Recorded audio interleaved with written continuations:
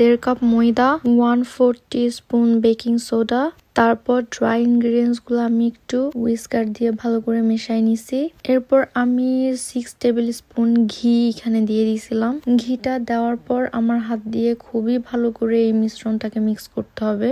ফার্স্টে অনেক বড় বড় দলা পেকে যাবে, খুবই পেশেন্সলি আমার এই দলাগুলোকে একদম ছোট ছোট গুঁড়া গুঁড়া করে নিতে হবে। এইটা পারফেক্টলি মিক্স হয়েছে কিনা ওইটা বোঝার একটা অনেক বড় উপায় হচ্ছে এই যে দেখেন আমি হাত দিয়ে এভাবে চাপ দিলে এটা এই ধরনের দলা পেকে যাবে। দ্যাট মিনস আপনি এখন অব্দি সঠিকভাবে আগাচ্ছেন। তারপর এইটার মধ্যে আমি 6 টেবিল স্পুন গ্রিক ইয়োগার্ট দিয়ে দিছি। এরপর আমি হাত দিয়ে একটা ডো এর মতো বানাবো। বাট নর্মাল রুটি বানানোর জন্য যে ডো আমরা করি ওইটাতে আমাদের অনেক বেশি চটকানো লাগে। বালুশাহীর ডো অত বেশি চটকানোর দরকার নাই।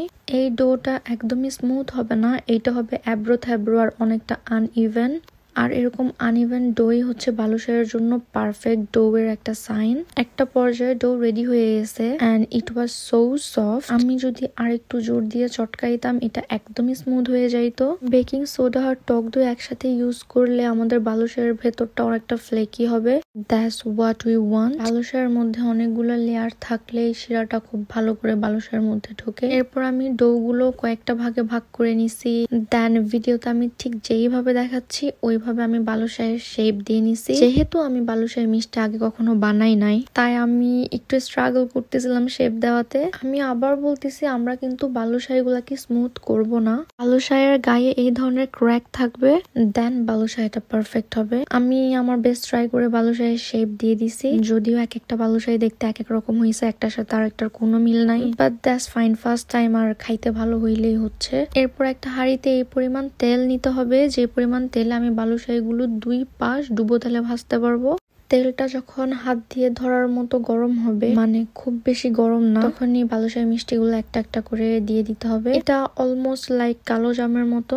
আর বালুশাহীগুলো একদম লো হিটে ভাজা লাগবে। হাই হিটে ভাজলে বালুশাহীগুলো উপরে তাড়াতাড়ি কালার চলে আসবে বা পুড়ে যাবে এন্ড ভেতরে ভালো করে কুক হবে না। এরপর শিরাই দিলে বালুশাহীগুলো পারফেক্ট বালুশাহী হবেই না। সো খুবই ধৈর্য সহকারে ঠান্ডা তেলে বালুশাহী দিয়ে আমাদের ওয়েট হবে যতক্ষণ না এগুলো নিজে নিজে উপরেও ভেসে উঠতেছে।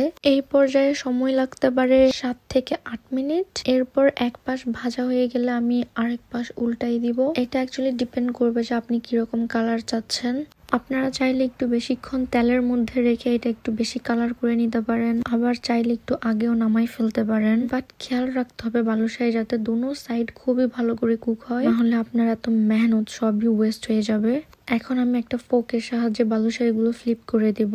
তার আগে আপনারা একটু নোটিস করলে দেখতে পাবেন যে বালুশাহীগুলো যখন আমি দিছি তখন অনেকটা ছোট ছিল আর টাইমের সাথে বালুশাহীগুলো অনেক বড় হয়ে গেছে মাশাআল্লাহ। আপনারা বালুশাহীগুলো এমন একটা হাঁড়িতে নিতে হবে যেটাতে অনেক স্পেস আছে। গাদাগাদি করে কোনো হাঁড়িতে বালুশাহী ভাজা যাবে না।